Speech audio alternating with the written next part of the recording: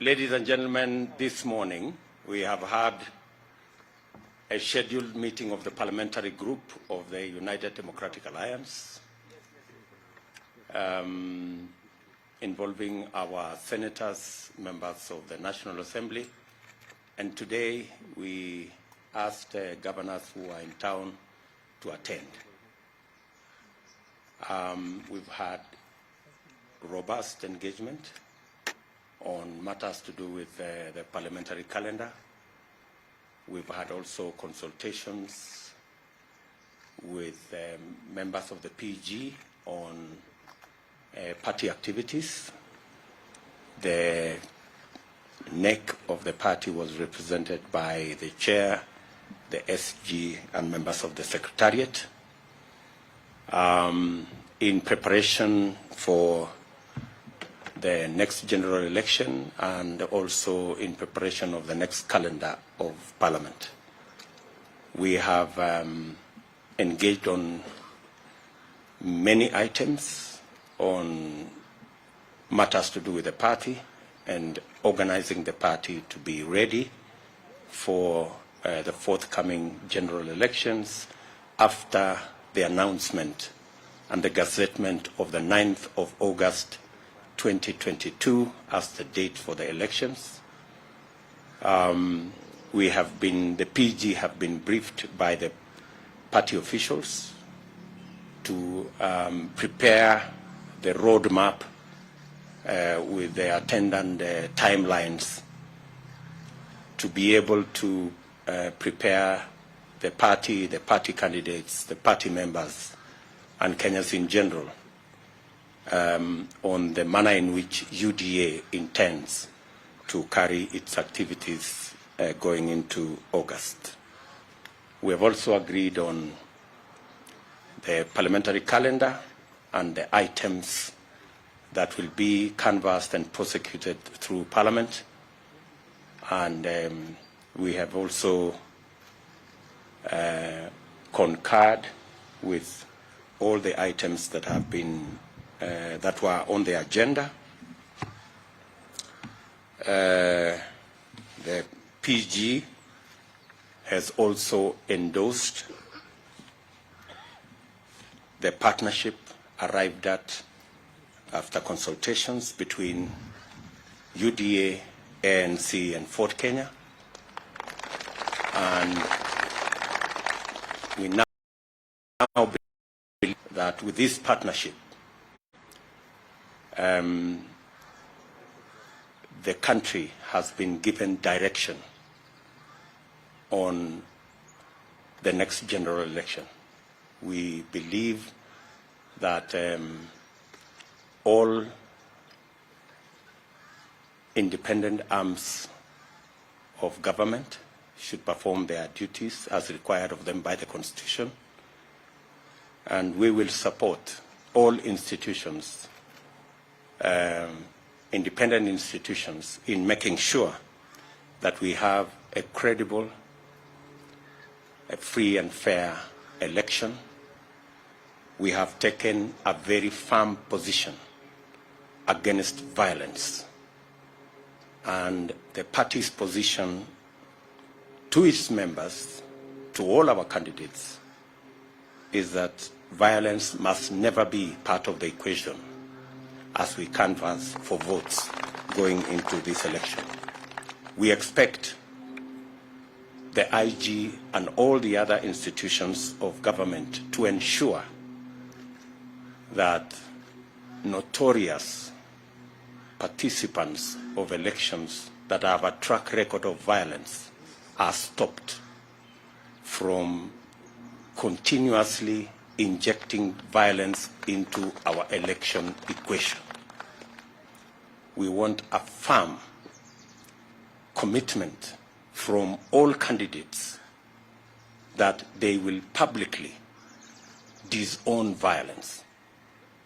We want to challenge every presidential candidate, especially the presidential candidate of ODM, to clearly, firmly, unequivocally renounce violence.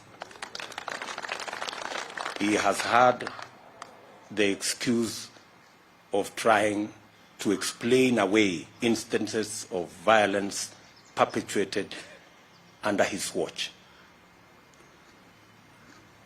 As a party, we are making an unequivocal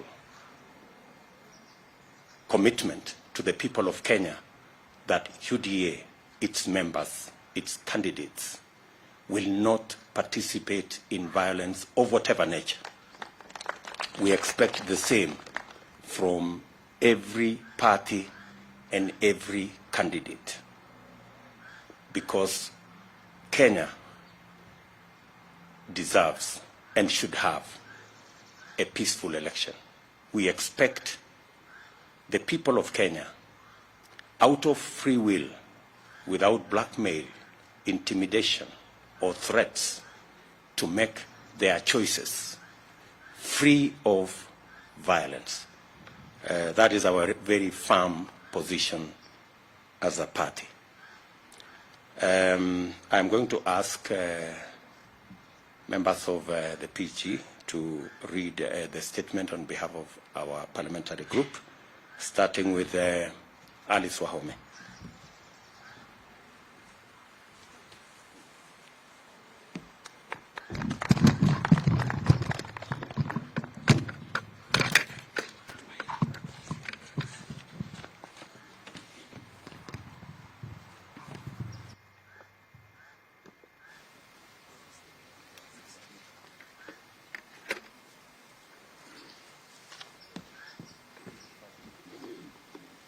Thank you. Good afternoon. The statement is given today by the PG of the United Democratic Party Parliamentary Group after its first meeting of 2022. This is our first meeting this year, held here today, the 24th of January, 2022. Today, the United Democratic Alliance Party's Parliamentary Group held its first meeting for the year 2022. At the meeting, members were appraised of the progress made so far in galvanizing the party's position on the country's political spectrum. Members also had the opportunity to vigorously interrogate and audit the party's platform for socio-economic transformation based on the Hasra Nation's bottom-up economic framework. Pertaining to physical developments, members expressed grave concern over attempts by the government to increase the national debt ceiling in order to extend cover for reckless expenditures and wanton siphoning of public resources that continue to disgust and nauseate Kenyans. This nauseating and unprecedented profligacy has become the intolerable monument of the handshake era. You know, we are in the handshake era since 2018. Accordingly, the PG resolved to resist any further attempts to burden the people of Kenya with the unaccountable debt. Party members have therefore resolved to oppose the proposals in the finance bill to tax people of this country any further. The UDA, as a matter of policy, is categorically opposed to the anti-poor fiscal measures and the sort of predatory taxation or the use of national revenues to sponsor unconscionable or wanton waste. We look forward to participating vigorously in parliamentary business that will generate pro-poor measures and policies to address the urgent problems of the majority. As a first step, the UDA Parliamentary Group has also resolved to amend the budget policy statement in order to increase the allocation to the counties to near 35%. We see this as a practical measure to increase resources to finance service delivery at the real bottom of our socio-economic pyramid.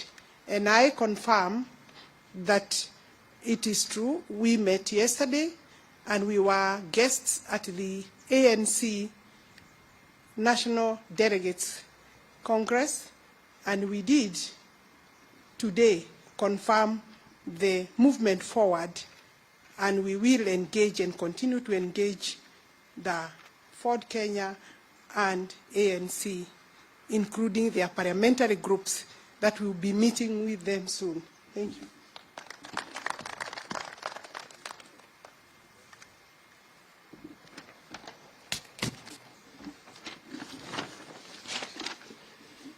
The UDA Parliamentary Group meeting exhaustively deliberated on the following agendas, which are part of the parliamentary calendar in its last few months. 1, the Political Parties Bill, the anticipated Election Laws Amendment Bill, the Huduma Bill, the Finance Bill 2022, the Budget Policy Statement 2022, the National Budget for 2022, the Petroleum Products Amendment Bill, which is coming for the third reading and the final, and the anticipated Regulations of Political Parties Act. Our members will participate robustly and vigilantly to ensure that the legislative output is pro-hustler, pro-the citizens, and conforms with the core principles of the UDA National Socio-Economic Transformation Platform. We are fully cognizant of the ongoing drought affecting various parts of our country, and we must give this matter serious attention because drought occasions tremendous human suffering and inflicts devastating losses to pastoralists, farmers, and all people whose livelihoods depend on the agriculture sector, the livestock and beekeeping value chain system. And we look at this in the light of the supplementary budget and the main budget that will come before this House. And more specifically, our parliamentary group, in looking at the supplementary and the main budget, will allocate resources to agricultural farmers who are now beginning the planting season in order to cushion them and give them subsidy, and ask government that the resources Parliament will allocate will act as subsidy to our farmers as they begin the planting season, and above all, allocate more resources in the supplementary and the budget for the pastoralists who are affected by the drought. Therefore, the UDA Parliamentary Group resolved to introduce amendments to the budget policy statement, to the supplementary budget, in order to allocate enough and adequate resources to caution Kenyans from the harsh economic conditions, including the impact of drought. As our PG goes forth to engage in Parliament on issues that matter to millions of ordinary Kenyans, the party parliamentary wing will continue to involve Kenyans of all walks of life to participate in defining and redefining our party's agenda.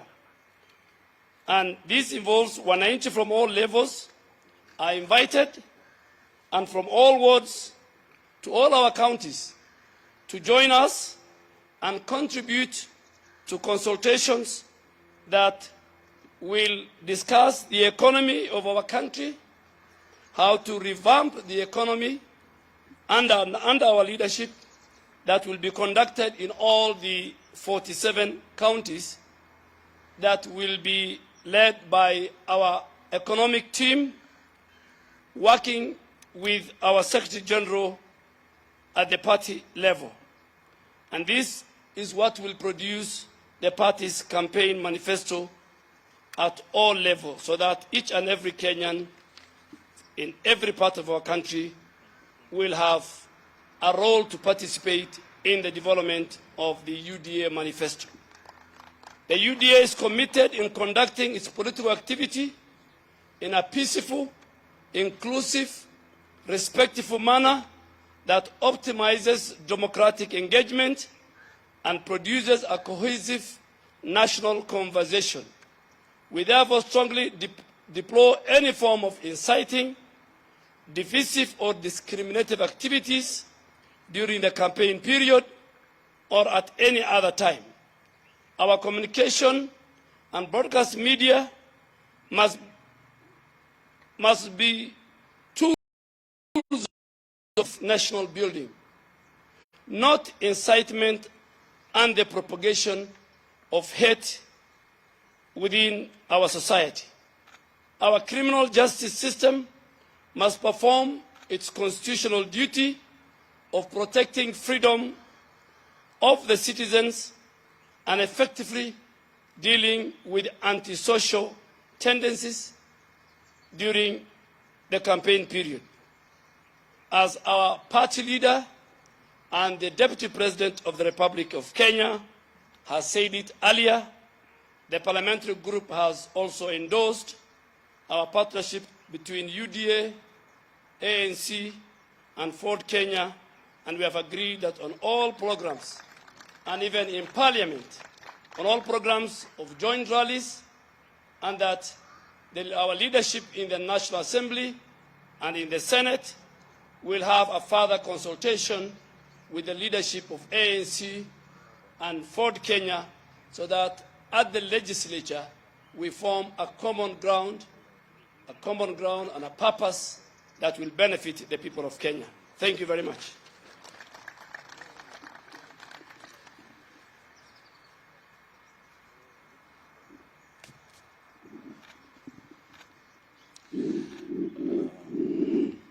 Wanahabari,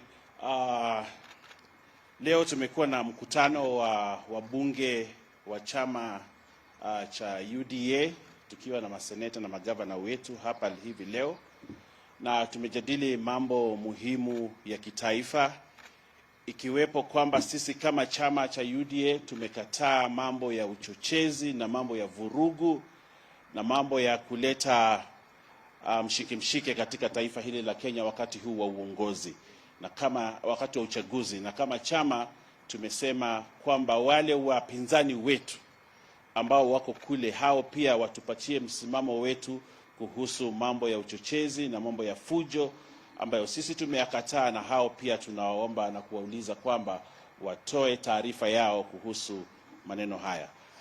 Pili, kwamba mkutano huu tumekubaliana kuhusu ile miswada na mijadala na sheria ambazo zinakuja katika bunge, kwamba sisi kama UDA tutasimama kidete na watu wetu na wabunge wetu watakuwa bunge kujadili na kuhakikisha kwamba sheria ambazo zinapitishwa, ikiwamo bajeti ambayo inakuja na ile pesa ambayo itafadhili bajeti, kwamba sisi tutasimama kwamba miswada yote ambayo itapitishwa pale isimame na Wakenya wale wa kawaida, kwamba zile pesa ambazo zitatengewa zitengewe watu ambao kwa sasa wanapata shida na uchumi huu wetu, wale wananchi wetu wa kawaida. Na pia tunasema kwamba katika mambo ya agriculture na ile budget statement ambayo itakuja, sisi kama wana UDA tutasimama na wakulima, na tunasema kwamba vile bei ya mbolea imefika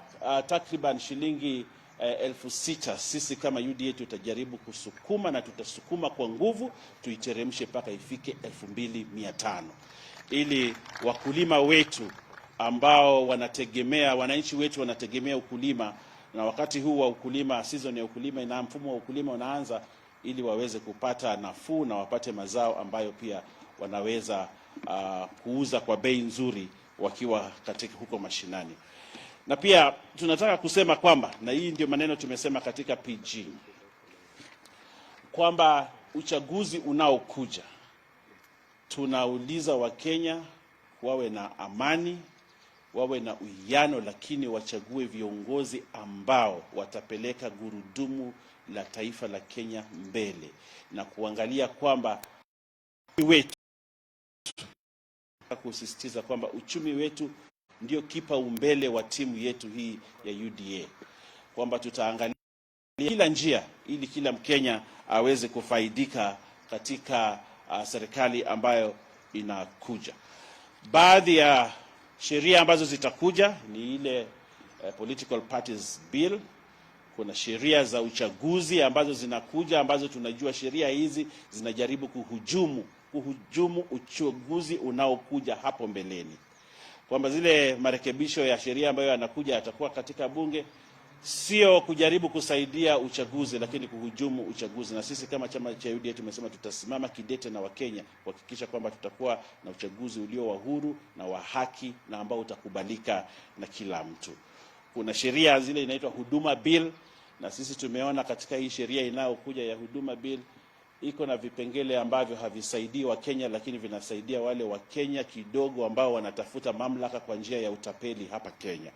Na kusema kwamba the Petroleum Products Bill ambayo itakuja katika bunge, sisi tunasema kwamba uchumi wa Kenya unazidi kuzodorota kwa sababu ya haya maneno ya mambo ya petroleum, mambo ya petroli. Na tunasema kwamba tukipunguza bei ya petroli, uchumi wa Kenya pia utapanda. Na sisi kama wana UDA ambao tunaamini kwamba sisi tunasimamia wale wananchi wa pale chini, wananchi wadogo, tutahakikisha kwamba wananchi wanapata haki katika hii sheria ambayo inakuja. Na pia kusema kwamba sisi tutakuwa ngangari sana huko Senate kuhusu hii maneno ya Regulations of Political Parties Act.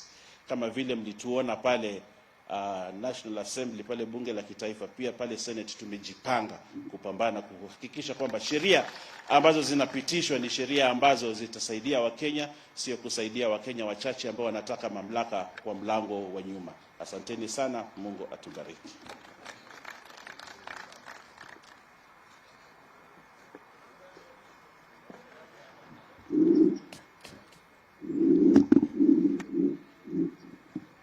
As a UDA party, under the leadership of our party leader, Deputy President, we have had a very successful PG meeting, the first of such a kind in year 2022, and we have briefed the parliamentary group on the IEBC timelines as we walk towards the 9th of August 2022, specifically because the IEBC has now gazetted 9th August 2022 as the official date of the elections for all positions, beginning from the presidential level up to the MCA level. In preparation towards this date, this election date, the party has briefed the parliamentary group of all the logistical preparations that the party has done towards the nominations, and we continue to assure our aspirants that every preparation is being made at the party level, at the NEC level, to ensure that everybody will get a free and fair chance to contest under the UDA ticket. And at this very early opportunity, let me welcome the partnership of the ANC and Ford Kenya. UDA is a big party, the doors are open, and we welcome many more such partners who would wish to partner, those who find consensus and mutual agreement with the bottom-up economic policy that is going to improve the livelihoods of Kenyans at large. We have also taken this opportunity to discuss the progress of the appointment of the polling center coordinators that has been happening countrywide in the 47 counties.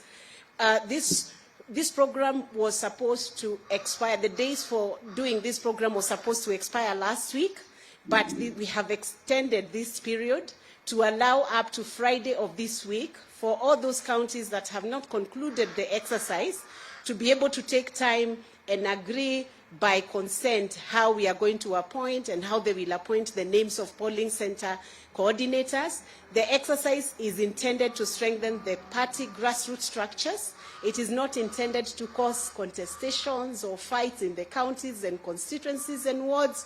So we encourage all our aspirants to work together and agree on that list of names, and these coordinators will be very effective in managing the affairs and the activities of the party at grassroots level.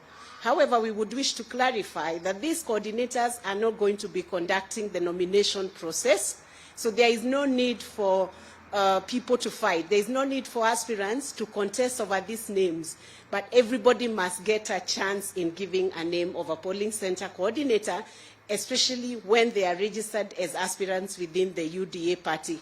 So thank you very much, and we continue to welcome everybody to join the UDA party. And the young people who have not registered as voters, you have a window right now. IEBC is having an enhanced voter registration program running up to the end of the month.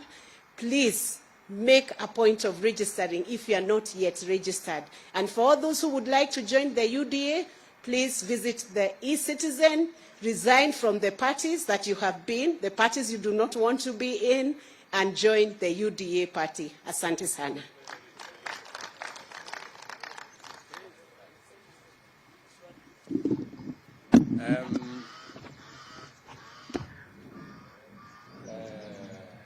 Let me request we can have maybe one or two questions just to clarify on the subject matter that has been discussed in the PG. So, yes, Mr. Mureithi or Amaneto Nanewinjama. Good afternoon, Deputy President. Good afternoon. Three questions. One question at a time. If you will probably provide some of the details of this relationship that you formed with the Amani National Congress and for Kenya, and what numbers are you looking at with regards to parliamentary strength, now that most of the talk that is here is with regards to the strength and pushing the agenda that is Hustler driven. And some of you not from Citizen TV. Mine is really emphasis of the first question.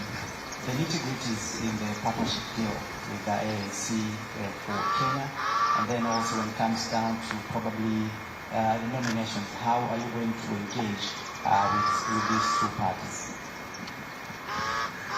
Thank you very much. As you can see, we do not have the other members of our now enlarged team, ANC and Fort Kenya in our midst. So we will not be in a position to discuss details. We, however, want to tell you and tell the country that if you followed the statement of our friend Musalia Mudavadi, it was about the country, the status of the country, the status of the economy, matters impunity, matters that touch on democracy, you know, matters to do with debt. Those are the issues at the heart of our conversation with our partners in ANC and Fort Kenya. They are the priority discussions that we are having on how do we get this country from where it is, because something urgent, something major has to be done, and that is the discussion we are having. The rest of the details of our relationship will be in subsequent documents. You know, any relationship between parties will be filed with the registrar of political parties at an appropriate moment.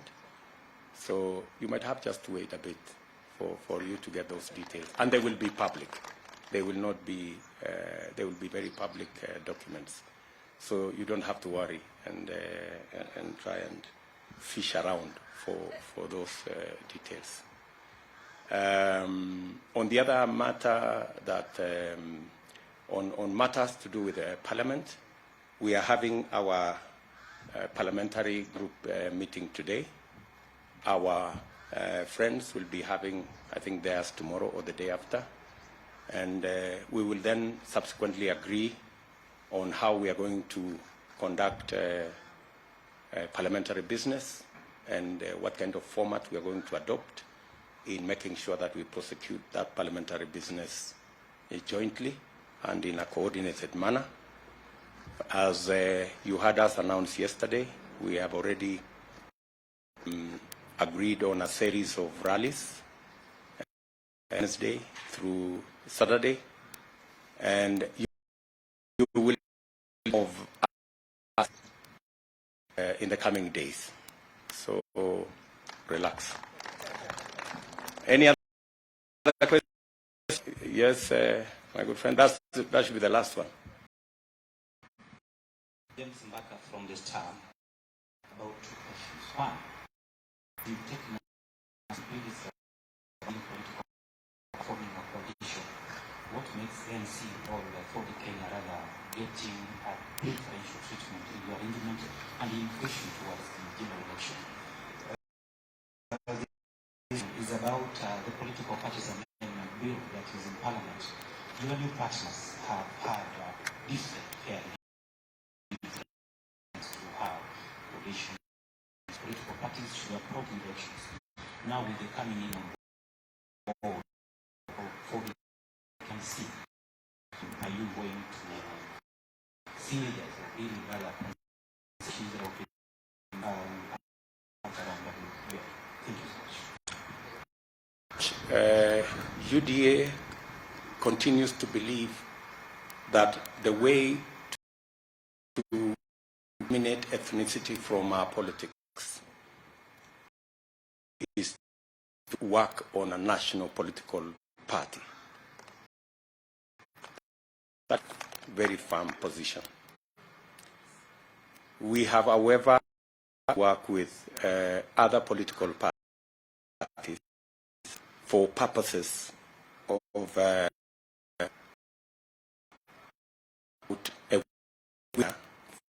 for elections, especially in the face of the onslaught by those who are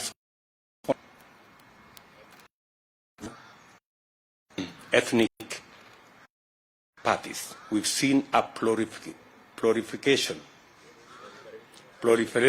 of political parties sponsored purposely for purposes of dividing people and working on dividing our bases.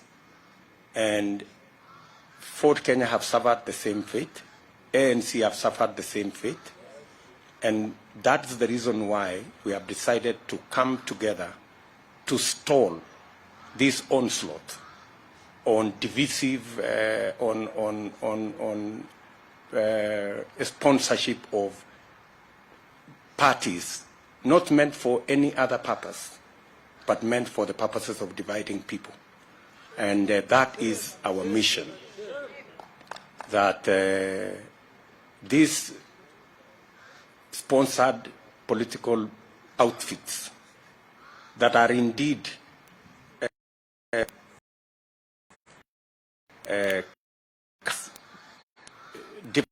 parties, but they are actually ODM outfits, because our competitors cannot face the electorate because of their bad history. So in certain areas, they camouflage themselves as for that party or something called Kuzimia, you know. I mean, who doesn't know that this whole charade around Kuzimia It's just ODM trying to reincarnate itself and to pose as something different from what the people of Kenya know them to be. And that is our very firm position. And we have agreed with our partners, ANC and Ford Kenya, that our mission is, as opposed to what our competitors are doing to create divisions, our mission is to unite the country. And so we are pursuing that mission. I thought we have closed that chapter. Thank you very much, good people. There is always another time.